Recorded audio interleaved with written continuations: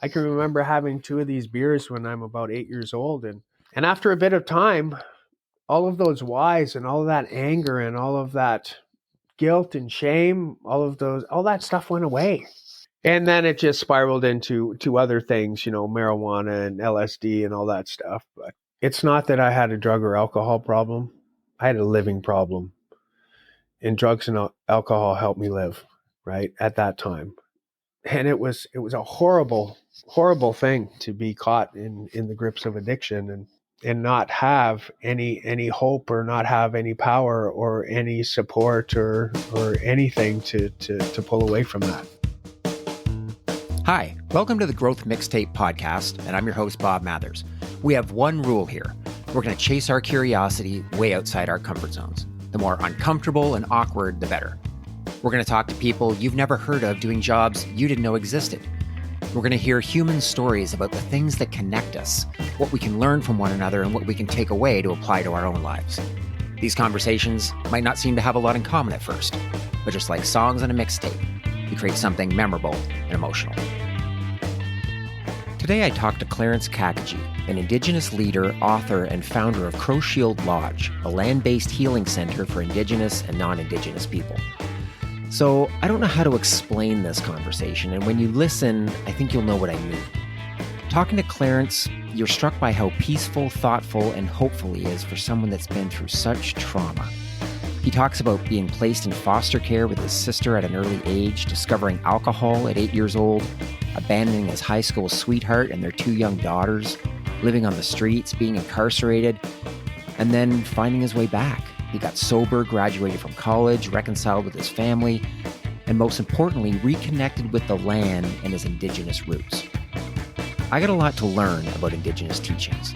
So when Clarence talks about kindness, compassion, finding your purpose, and being of service, it's with a different lens than I'm used to.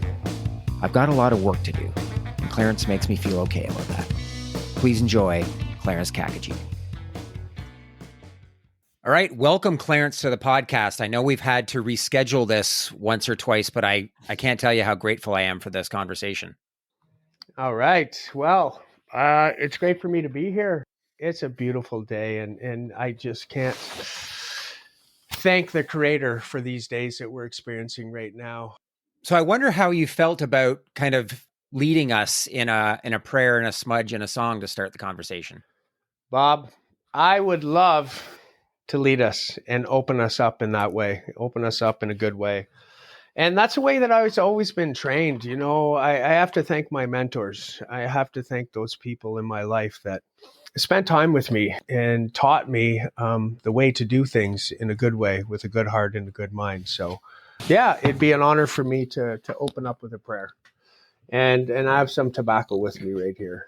So, tobacco is so important to us as Indigenous people. We always give it out of acknowledgement and respect for what we're bringing to the place, to the space that we're sharing, for the teachings that we have. And in our creation stories, it said when we came down from the heavens and the stars, and when our feet gently rested on this planet we call our mother, what we came down beside was a tobacco plant. And that plant was gifted to us as a first medicine. So we'll always be able to have that connection with the one who created us, who created everything, the Creator. When we pray with tobacco, and as soon as it touches the ground, it automatically opens up a channel from this world to the next. When we pray with tobacco and put it into a fire, as soon as that tobacco ignites, that smoke will take that prayer up. And then, before we ever take anything from creation, we always want to leave a gift, because we believe that everything out there is interconnected in a very, very delicate ecosystem. And we can't just take one thing away from that interconnectedness or that system and not think that it doesn't impact anything else or those other plants. So that's why we always leave a gift of tobacco, and we only take what we need. So saying that, I'm going to open us up with a prayer. Wache, Ani, Bonjour, Sego, Tanse, good morning. I'm Kiwe Tinwe in the Ne. That name translates into North Wind Man. I'm from the people of the Mushkegowuk, people of the river, Shepley Cree First Nation Bear Clan, and I am a beautiful spirit. I'd like to give thanks for this day. I'd like to give thanks for this life. I'd like to give thanks for the air that we breathe, the food that we eat, all the relationships that we have, the partnerships that we make, the medicines that are gifted to us, and the waters that we consume. And as we talk about those waters, I'd like to acknowledge the 4 grandmothers that I believe watch over those waters. I'd like to acknowledge a grandmother that's been with us quite a bit this summer, and that's a grandmother who watches over the waters that fall from the sky. And we want to say Chimigwich and thank you to her. The other grandmother I'd like to acknowledge is a grandmother who watches over the water that flows under our feet. And that's the blood in the veins of our mother, the earth. And we want to say Chimigwich and thank you to her for what she brings us. The next grandmother I'd like to acknowledge is a grandmother who watches over that salt water in the oceans. And I want to acknowledge how those tides are connected to the moon and how the moon is connected to the women. And we say Chimigwich and thank you to that grandmother for what she brings and gives us. And then the last grandmother I'd like to acknowledge and say thank you to is a grandmother who watches over that water in the womb. And we've all been in that water. And when that water comes and when that water breaks, it brings life. And all water is connected to life. All life needs water. So as we talk about that and we talk about connectedness, I'd just like to acknowledge some things that I believe and maybe our listeners or you believe that we could be connected to. So I'd like to acknowledge our connectedness to the sun and the moon and the stars and beyond. I'd like to acknowledge our connectedness to the 2-leggeds, to the 4-leggeds, to the winged ones and the swimmers and the crawlers. I'd also like to acknowledge the connectedness to the winds, to those 4 winds, and acknowledge how those winds bring us balance and acknowledge how some of those winds bring healing. And then I'd also like to acknowledge the standing ones, the trees, and say Chimigwich to everything that those trees bring and give us in regards to houses, in regards to lodges, in regards to fire, safety, warmth, in regards to paper. And we can never forget toilet paper. That's a necessity. So we say thank you to the trees for giving us all those things. And then as we look in creation, we see all the plants and we say thank you to all the plants. And then we say thank you to all the medicines. And then we come to our oldest ancestors, which are the rocks and the minerals and the mountains and the rivers and the streams and the oceans. And we say thank you, Chimigwich, to all of those things, what they give and bring us in creation. And as we mention those things, we always want to mention them as equals within that circle of life. We have the mountains and we have the ants, and we always want to acknowledge ourselves as being as small as an ant. So as I mention those things, I just want to always acknowledge that we always do things in life in a good way, in a kind way.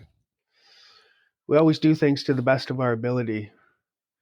And we always need to acknowledge those ones in our families that came before us. We need to acknowledge our ancestors. We need to acknowledge those struggles and those hardships and the barriers that they all overcame in order for all of us to be here today. And as we acknowledge our ancestors, we always want to acknowledge our spirit helpers. Those little voices, those little cues that come to us, maybe when we're leaving for work and we look at our umbrella and we said, well, maybe we should grab our umbrella, but then we just discount it.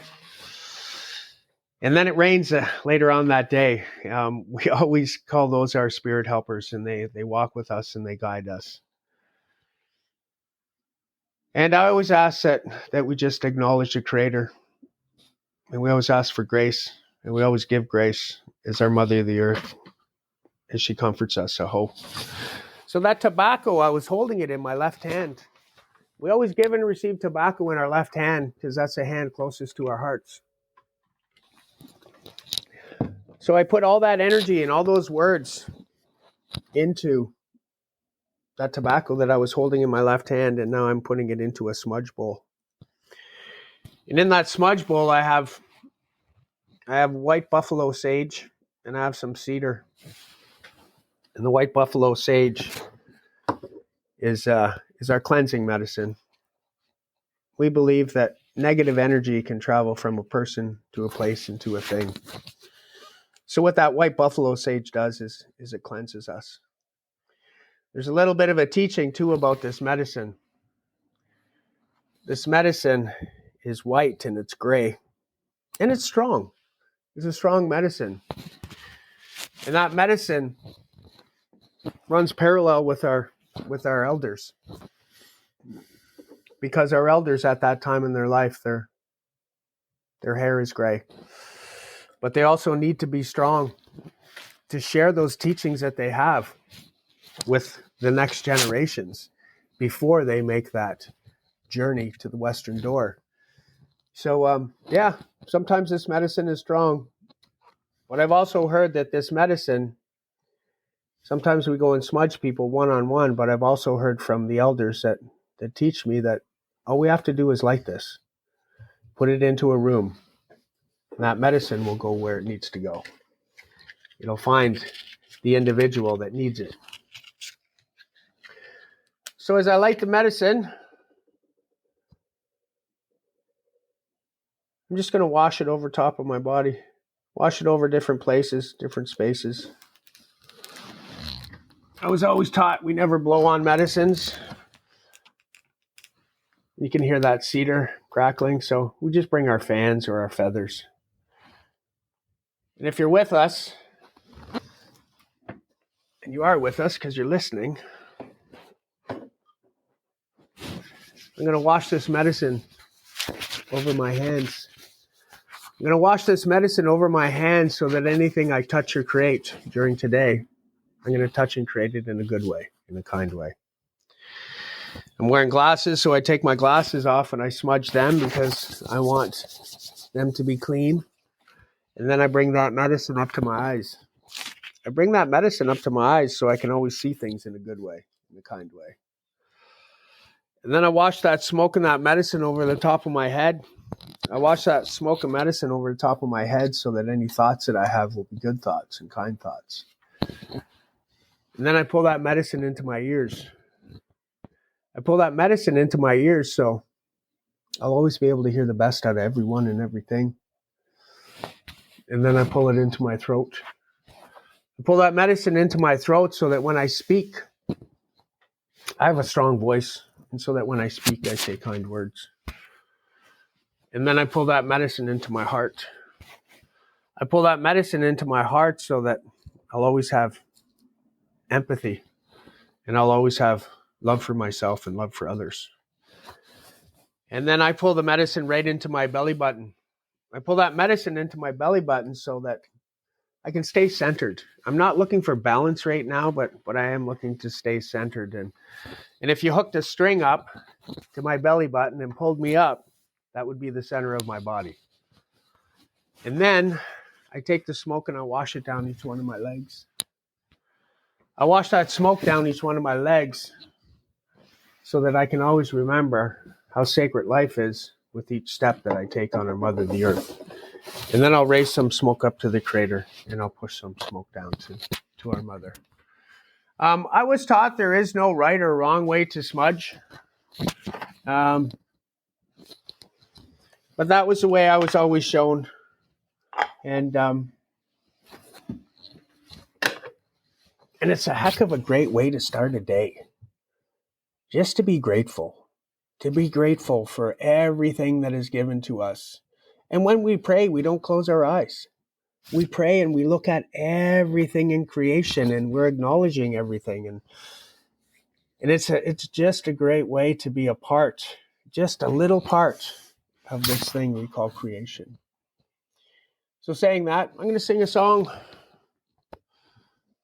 And the song I'm going to sing is, it's a morning song. And I can really appreciate every morning now. There was a time in my life where sometimes I didn't sleep for days. And I was just dreading another 24 hours because I didn't know how I was going to get through it. I didn't know if I was going to eat. I didn't know where I was going to sleep. I didn't know how I'd get my next thing to help me cope. But once I found a pathway back to culture, that pathway led me to healing, and that pathway led me to my gifts, and that pathway led me to myself. And that's what I try to do today, create pathways to help others. I'm going to sing this song.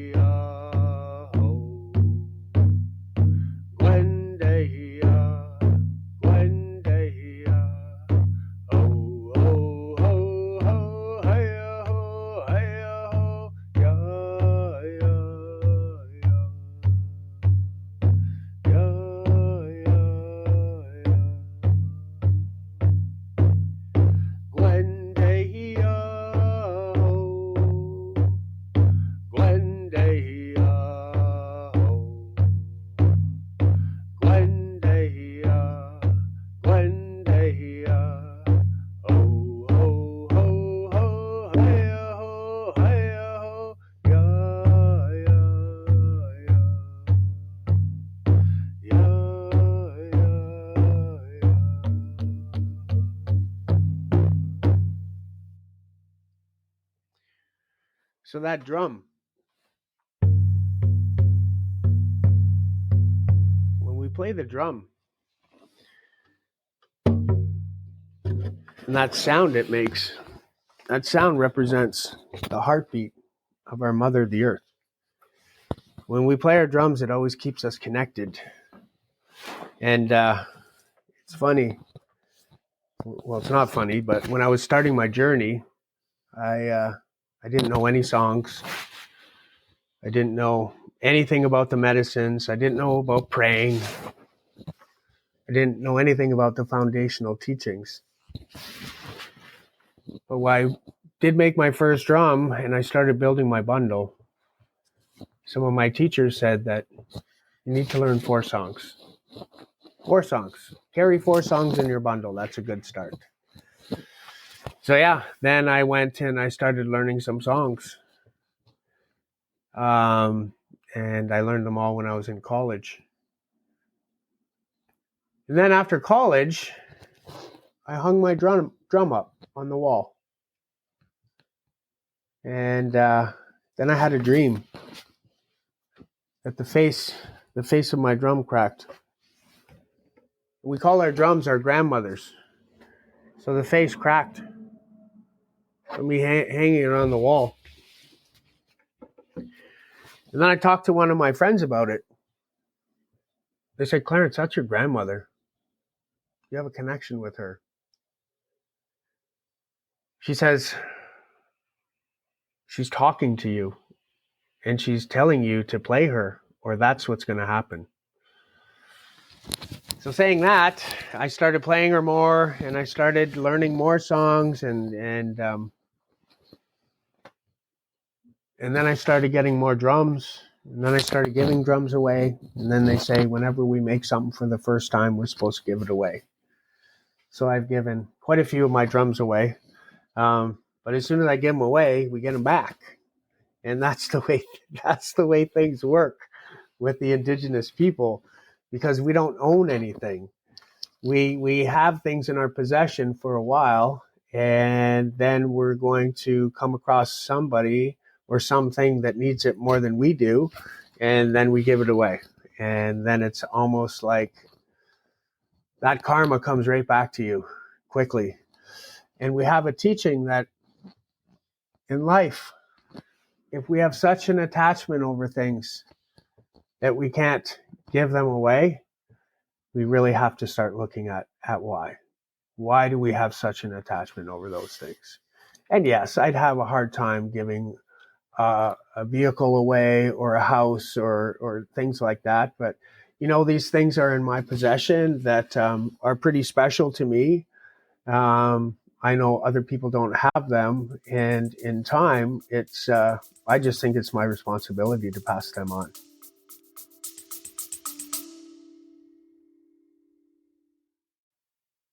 Hi, it's Bob, and I've got a quick favor to ask. It turns out that only about 40% of our listeners subscribe to or follow the podcast. It turns out that's actually kind of a big deal. The more subscribers and followers we have, the more the platforms promote us, the bigger our audience gets, and the more impressive our guests get.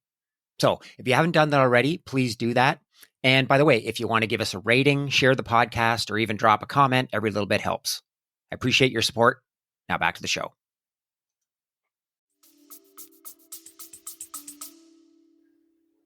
Yeah, that's amazing. Thank you so much for opening our conversation with that. We met in person maybe a month or so ago, which is the first time that you did that for me. And, both times there's just something about it that is so peaceful and serene. I don't really know how to describe it, but, you talk about grace and kindness and being good and kind. It's so universal. It's so aspirational. As I'm sitting there listening to you go through that, I'm so present, and I'd love to find more ways just personally to take that with me throughout my day, because it's not as easy as it sounds, right? I'd love to be that present and peaceful and graceful and kind as I feel when I'm listening to you do that. But it's not quite that simple. It takes a bit of practice, and it really helps me. I was always taught that I pray forward. I'm always praying forward, and there's people behind me praying for me. So it's a different way to pray, but it's a way that is not all about us, right? And the thing that I was also always encouraged to do is never pray for strength. We never pray for strength. Because normally, if that thought would come into our mind, it's at a time in our life that we're weak, if we need strength. The Creator always listens. So if we're at a weak time in our life and we pray for strength, more things are going to get added onto us to make us stronger. And we don't need that at that time in our life. We need some help with some purpose. We need some help with some direction. We need some help with maybe some meaning. But at that time, we really don't need help with strength. Interesting. I imagine just personally, I've never been that big on praying, but when I have prayed, that's probably what I would have prayed for, because I was really low, and I felt like strength was what I needed. And I imagine definitely want to talk about your journey, Clarence, because you're just so open and vulnerable about it. But I got to believe that before you had heard that, you probably at that time would have looked back and said, "Oh no, I had been praying for strength lots of times in my life before I was taught otherwise." No, you're absolutely correct. You're absolutely correct. And because we don't know any better. Yeah. right? We're conditioned to pray for strength at a weak time, but do we pray when we get to acknowledge another day and say, thank you for letting me be a piece of this? Right. No, we don't pray. We only pray in the negative, in the darkness, in the hard times, but we don't pray when we see the sun come up, or we don't pray when we see a baby come into this world, or it's so yeah, it's a bit different. But our life is all about prayer. It's all about gratitude. It's all about giving thanks. It's all about just knowing where we sit within that circle of life. And as I say that, I always have to correct myself, because our life really isn't a circle. Our life, we believe, where that sun comes up in the east, that's where life begins. And when that sun goes down in the west, that's where life ends. So our life is a line. And during that line, we have those 4 stages, where we're an infant, then we're an adolescent, then we're an adult, and then we're an elder. And we have those 4 stages within that line. And so much happens within those 4 stages of life that we all live through. And we all live through it. Some people will talk about all the chaos and darkness and dysfunction that happens here. Some people won't when they're young, but I can tell you this is where everything happens that we deal with when people are adults. Yeah, wow. Well, that is a great segue. I was wondering if you could talk a little bit about what your early childhood was, because you're right that I've given this a lot of thought, even in my own life. And it didn't occur to me even till kind of middle age that everything, that all the baggage that we carry really has its roots in those early days. And I know that's certainly true of you. Yeah. The early days for me, I just learned more and more and more, because I wrote to Children's Aid a couple times and asked for my file to be released to me, for reasons that I think we'll talk about later on in our conversation. But it's to the best of my knowledge that my sister and I were displaced from our family at a very young age.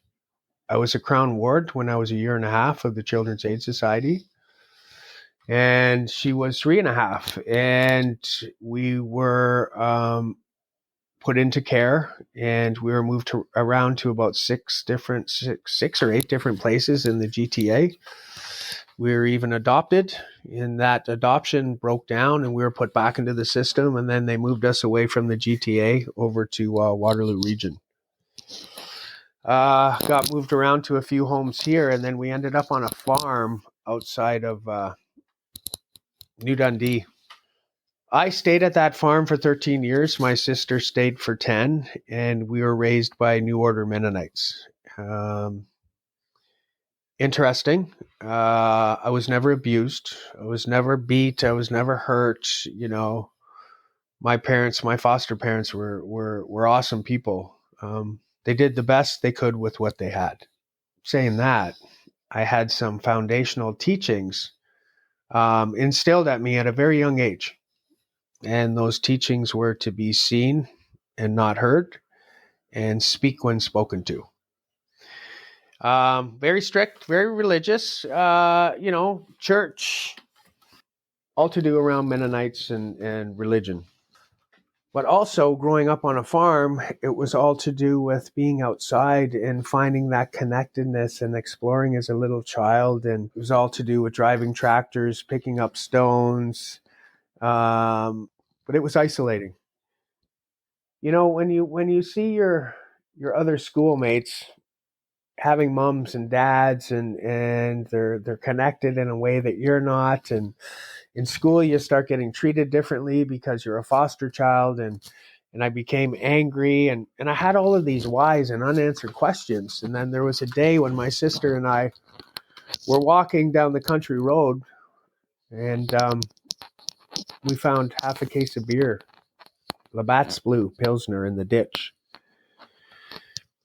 We never had alcohol in our house. We never drank, but for some reason we knew what it was, and we managed to get the the tops off of a couple beers, and my sister and I sat in the ditch, and I can remember having two of these beers when I'm about 8 years old, and after a bit of time,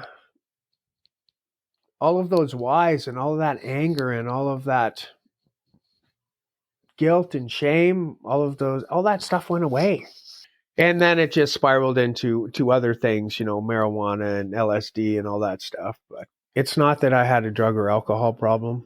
I had a living problem. And drugs and alcohol helped me live, right, at that time. And it was a horrible, horrible thing to be an addict and to be caught in the grips of addiction and not have any hope or not have any power or any support or anything to pull away from that. One of the things that I've heard you talk about is in your book, North Windman, is that when you started drinking, you stopped growing. And man, that really stuck with me. What did you mean by that? It's those 4 stages of life that I was talking about. And throughout those 4 stages of life, we're always growing, we're learning, we're developing, and we're moving on to the next stage. When I found that alcohol, when I was 8 or 9 years old, and that led me to other drugs, I kept aging, but I stopped maturing. I had a limited vocabulary. I was always responding. No, I was always reacting rather than responding. And I didn't know how to live life in a productive way because of my conditioning growing up to that adult stage where I was always running away. I was always getting in trouble with the law. I was incarcerated at a young age. I was in multiple different group homes. I was in youth detention centers. So all of these things just start to add up to all contributing factors as to why I needed drugs and alcohol at that time to cope with life. But saying that, I kept getting into relationships. I married my high school sweetheart. I had 2 children, but I still had all of this stuff from conditioning and that I experienced in the system. That was very painful, and it brought me a lot of shame. Because I became very angry in school, I also became a bully because I was going through so much pain. And I wanted some of those children to experience just a little bit of what I was carrying. When I pray today, I pray to those kids because now they're adults. And I know I've impacted them in some way, shape, or form. Yeah. Wow. I didn't realize it was 8 years old when you first had your first beer. There was something about the way you described it. I wasn't 8. I was, a teenager. But there was something that the way that you described that, Clarence, was like, oh my God, I remember what that feeling was when you got halfway through that first bottle of beer and you're like, whoa, what is this? I didn't realize, and I'm not, certainly, I don't mean to compare what I was going through to what you were going through. But yeah, there was something, whether it's just an awkwardness or a shyness or whatever it is that you're hoping that you want to overcome. Yeah. And I've never heard it described like that before. Yeah. I had no confidence, no esteem. I had a speech impediment when I was young. There was a whole bunch of things that were not on my side, let alone not having any parents. The only thing that was ever constant in my life was my sister. Right. And shame. Shame has always been there, running parallel with my sister. I want to come back to the idea of shame maybe a little bit later, but you did mention marrying your high school sweetheart and having daughters. So are you like in your early 20s at this point? We started dating probably in junior high. Yeah. And then after I did a couple stints in, let's say, a secure gated community. Okay. I came out and we started dating, and eventually, we got married. It was a very codependent relationship. All I had to do was work and bring home the paycheck, and she did everything else. I appreciate her for what she did, how she took care of our daughters when I wasn't there. But she did give me an ultimatum after 14 years. She said, you either pick the family me and the girls, or drugs and alcohol. I didn't have a voice. I didn't have any esteem. I didn't have any confidence. And I didn't think that I could live or survive without drugs or alcohol. So I did the one thing I said I would never do, and I abandoned my own daughters. And guilt, shame, caught hard in the grips of addiction. And I didn't care. I seriously did not care. I didn't care. But then I did care. I did care after about 8 years of being unhoused, living on the streets in our region, having people around me starting to pass prematurely. Is that what changed for you? Is that what made? Yeah. I could see if I couldn't figure things out, that Western door was going to be very close and very soon.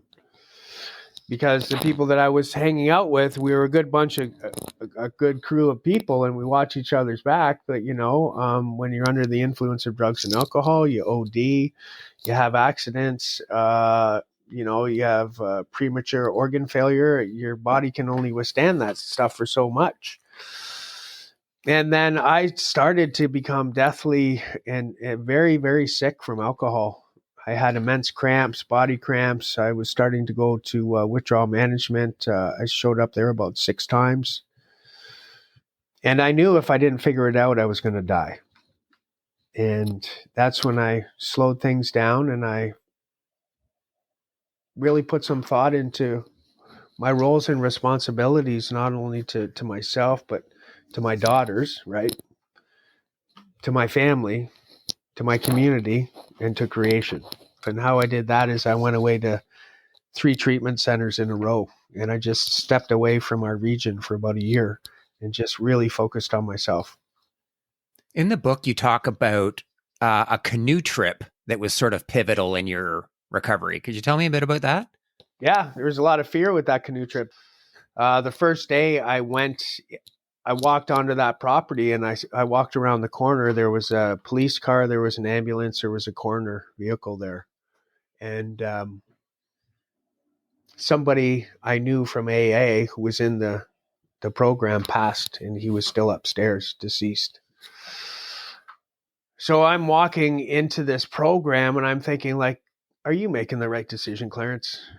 Could this happen to you? And like, my mind is just in a mess, and I can't tell right from wrong, left from right, stop from go. I just know I had to get to this place.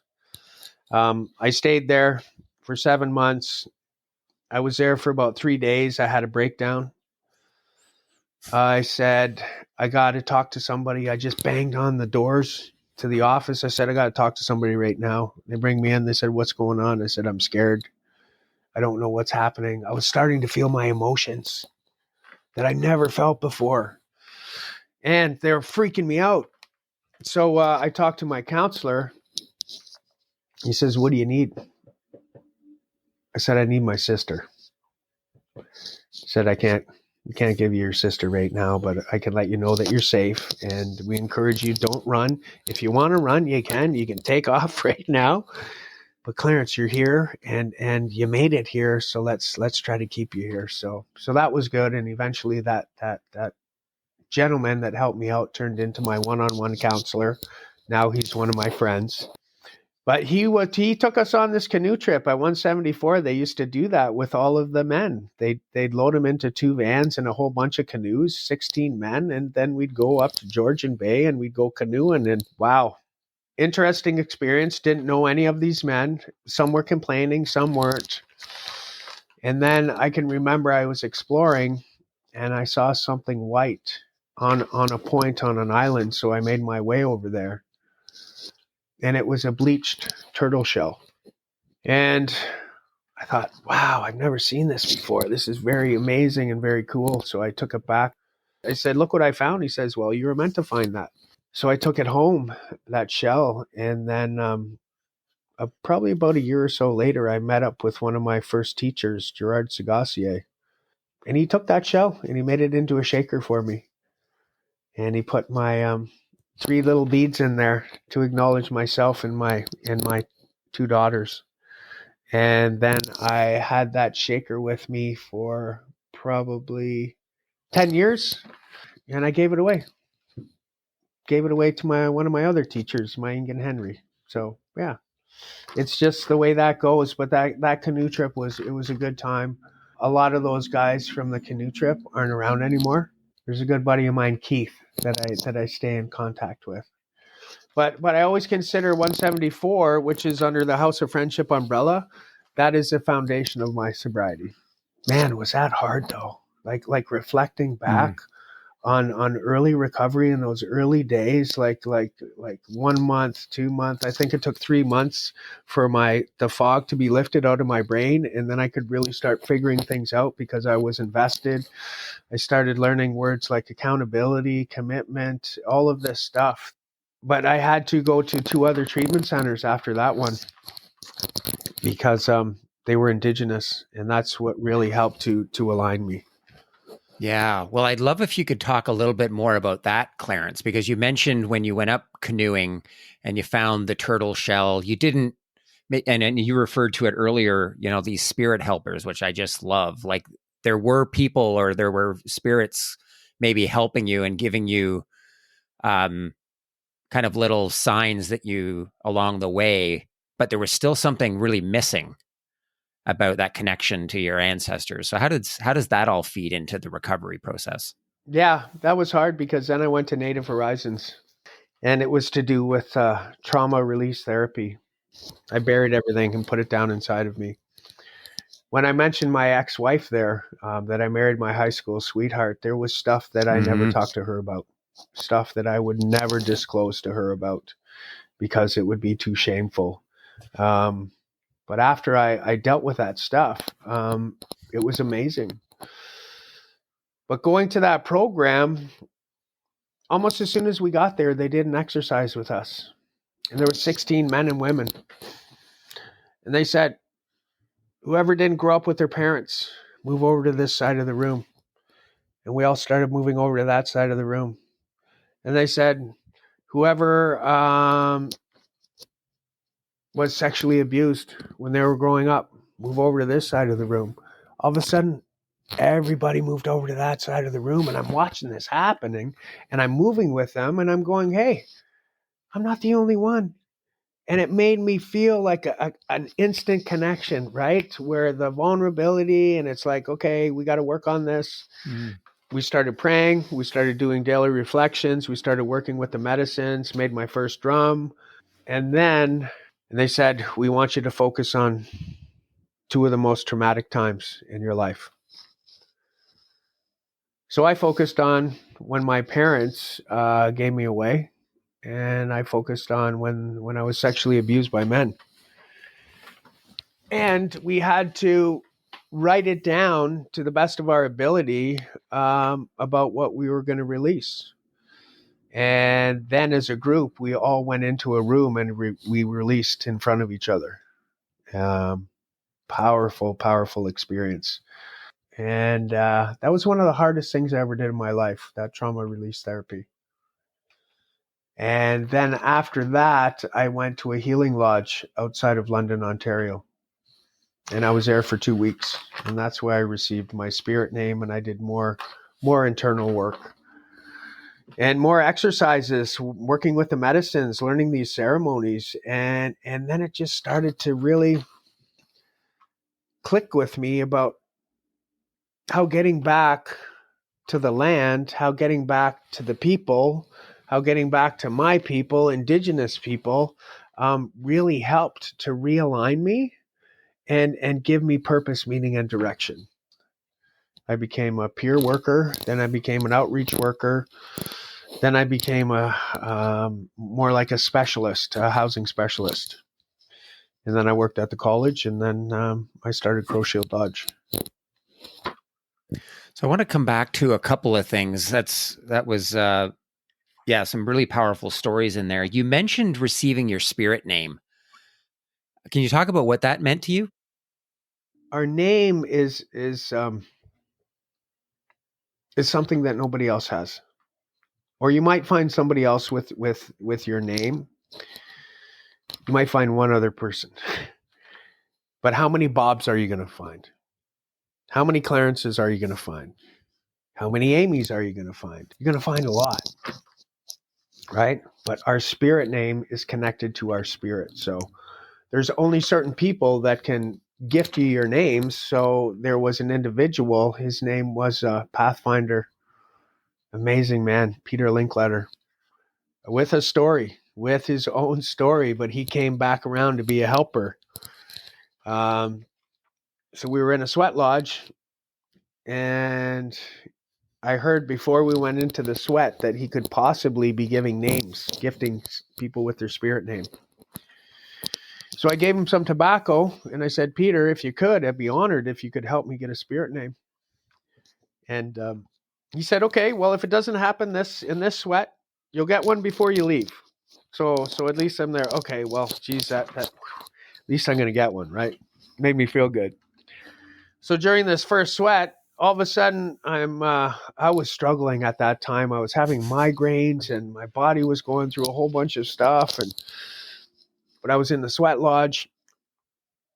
And then Peter says to my brother, or to who's ever sitting in the western doorway, here's your spirit name. And all of a sudden, buddy beside me goes, Clarence, he's talking to you. And I'm like, oh, no, because he told me that I'm only going to tell you your name once. So he told me my name, and I'm trying my hardest to remember. And after I came out of the sweat lodge, I didn't remember it. And I felt a lot of shame, and I felt guilt, normal. So I went and talked to Peter. I went with some more tobacco, and I let him know what happened, and he just kind of looked at me. He says, I'm not going to tell you, but he says, I can write it down for you. So I said, thank you. So he wrote it down, and then I just started studying it. And then it just started clicking, like, who is North Wind Man? What does the North Wind do? Right? Well, the North Wind, it's coming. Comes every year. The North Wind brings change. Because every year that wind comes and it brings change. And then I found out that north wind is also a healing wind from my elders. But then it really got me thinking about answering 3 questions of who am I, why am I, and what is my purpose in life. And what really helped me answer those questions was my name. Because who am I? North Wind Man. Right? Why am I here?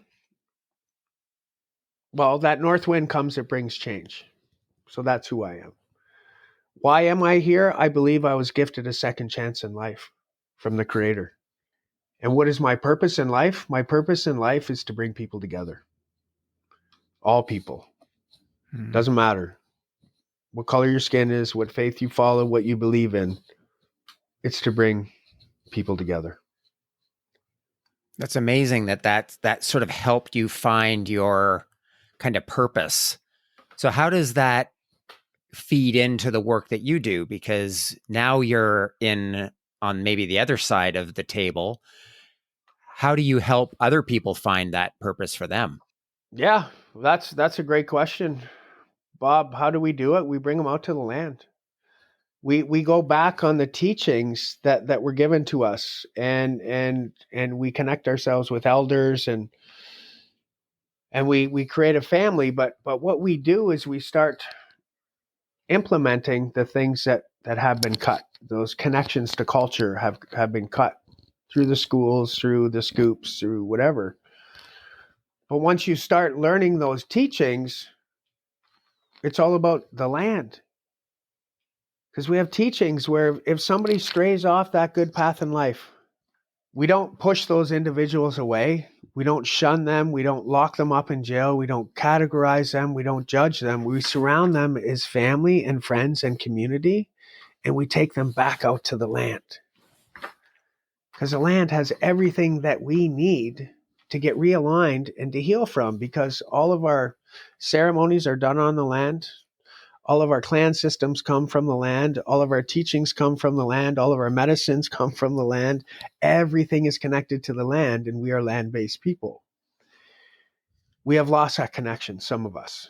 So how do we get that back? How do we help others? By creating these land-based places and spaces like Crowshield Lodge, like we have. We just opened up our 4th site. But it's about taking people back to the land, giving them those foundational teachings, letting them know that regardless of how broken they are, they're still beautiful. If that helped me out so much, it's got to help others. And that's what we do at Crowshield Lodge. We try to give that belonging. We create these places and spaces. We take the barriers away.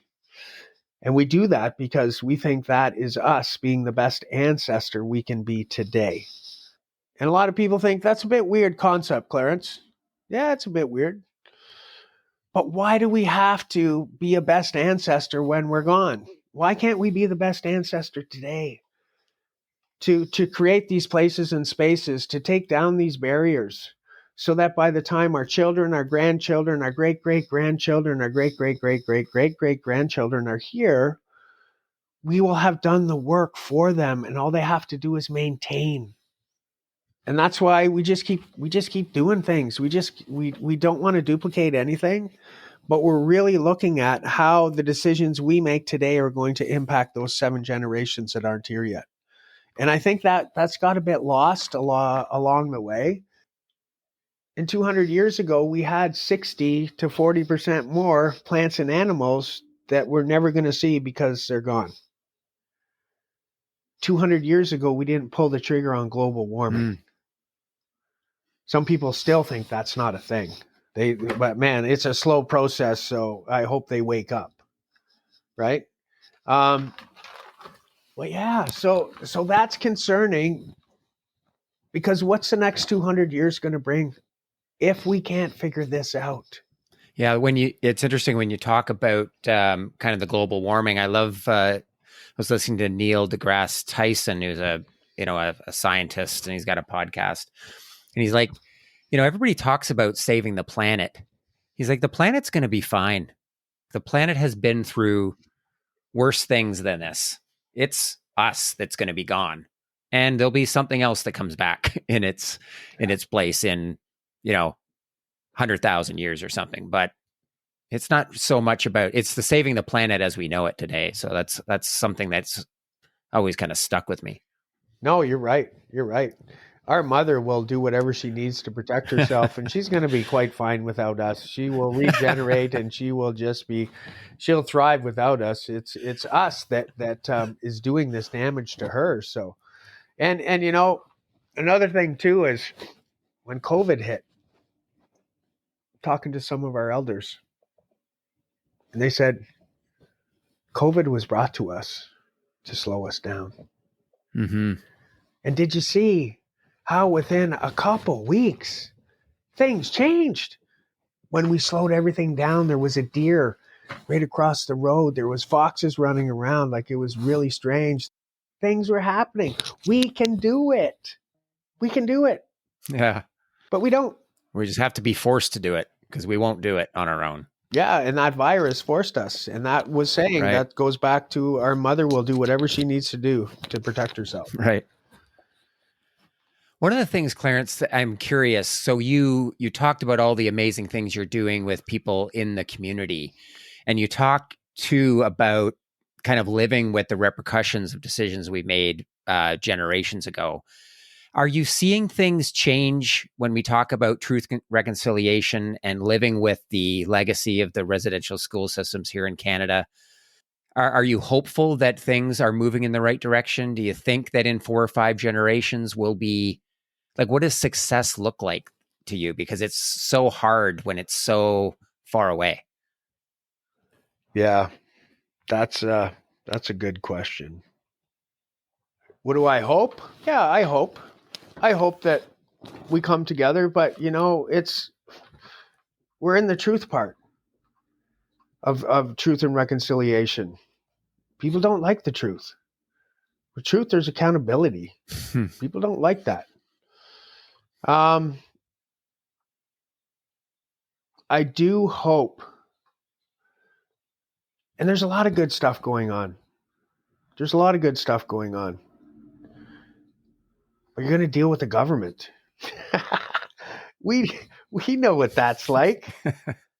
Like, we've talked to them like about these children in the graves before the 215 were found. Every time we talked to them, they said that you have no evidence. So if you have no evidence, there's no truth. Well, now there's evidence, and now there's truth, and now they're still jerking us around, and they're trying to cap the funding, and they're taking money away from the searches and all this stuff. So that's the government. And it's going to be a very delicate dance with a conversation about reconciling the land, right? Mm-hmm. But it's about moving forward in a good way and not treating people the way they treated us, because that's not who we are. It's about leaning into those hard discussions about truth, about reconciliation. It's about knowing what our roles and responsibilities are as men, women, two-spirited people from all of the nations. And then it's about trying to create different pathways of understanding as equals. And when you do those things, it has to either be the right time or it's going to be a waste of time. And we as Indigenous people have to be okay with that, because we talk about that all the time. We talk about how time can be a barrier or time can really be an asset. And we talk to individuals about making hard decisions, and maybe they're not at a time in their life where they can make that hard decision. And we're okay with that. We let them know that maybe that hard decision will be made by their children, or that hard decision will be made by their grandchildren. Yeah, like I guess it's time. I put myself in the position of somebody that maybe had been in the residential school systems or had a child taken away from them, or whether that was a generation or two. I'm not sure I could be as understanding and patient. Like, there's got to be still a lot of anger there that honestly, I don't know how I could put that aside for the sake of reconciliation. It's that intergenerational trauma is it's got to take a while to fizzle out. If that's the right, maybe that's a terrible word for it. I don't know. No, they said 7 generations. I just spent time with my family. My family is not doing well. I had a chat with my 80-year-old, almost 80-year-old auntie, and she's angry. She's pissed. She was the one in residential schools, and she's angry because of the intergenerational dysfunction and effect and how it's still happening in our family. Cacagee's a pretty big family, but we've lost some of our family members because of that. And I talked to my uncle, who is gone now, and I said, "Uncle, what's going on with our family? What's up with the Cacagees?" He goes, "My boy, we're very angry. We have a very angry family." And I said, "Okay, that's evident. I see that." I said, "Why are we so angry?" He says, we never experienced love, my boy. We were taken away at such a young age. He was, my dad, his sisters. They were all taken away. It was mandated by the government. Then, I'm the next generation. So yeah, I can understand why we're angry. But saying that anger will eat you up. That anger will make you sick. But that's how we get out of ourselves, by thinking of how we can help the next generations, and how everybody that we meet is our teacher. And I think that's cool that everybody that we meet is our teacher in one way, shape, or form. Yeah, I love that idea too. So just in closing, Clarence, man, we just hit on so many incredible things. This conversation is just going to stick with me for so long. I do want to leave on a hopeful note, because you're doing such amazing stuff with Crow Shield Lodge. So tell me a bit about what's next for the lodge and what you're most excited about. Well, I always have to be careful what I put out there, because I'm a firm believer of what you put out there is what you get back. What we want to do with Crow Shield Lodge is give 4 land-based sites up in our region, one in each direction. We just started on our 4th site. What I can say is that all of our sites are through allyship. I believe that allyship is going to get us to reconciliation. Allyship is a verb, right? It means action. We got a lot of people that do a lot of talking, but not a lot of action. And that's the time we're in. And that's normal. But we also have a lot of people in our region that want to help. They just need a starting point, or they need a beginning. So right now we have 4 land-based sites, and we worked with an architect to get some renderings of a design of a healing lodge we want to bring to Waterloo region. We need to find some property to do that. Then after the healing lodge, we're going to be looking at an Indigenous hospice for people to pass on the land. Why can't we pass on the land? I don't know, but I like to ask whys. And then after the hospice, we're looking at an Indigenous birthing center. After that, Bob, I think I'll pretty much be done. I'll be ready to retire. But you never know. Maybe I'll find something else to do. But that's what we're doing. We look at this time as an opportunity. We look at this time as collaborating. We look at this time as partnerships. We have a solid relationship with CMHA. We've been working with them for years. Good relationship with the region, with the House of Friendship, and we're going to be doing some stuff with them pretty soon. And maybe in the new year, we might have a 5th site in Guelph. So let me ask you just one last question, Clarence. When you talk about allyship and kind of taking words into action, like what do I do to help keep this conversation alive? Because I'm very aware, I've got a couple meetings in a couple of hours. I'm going to snap right back to my normal life.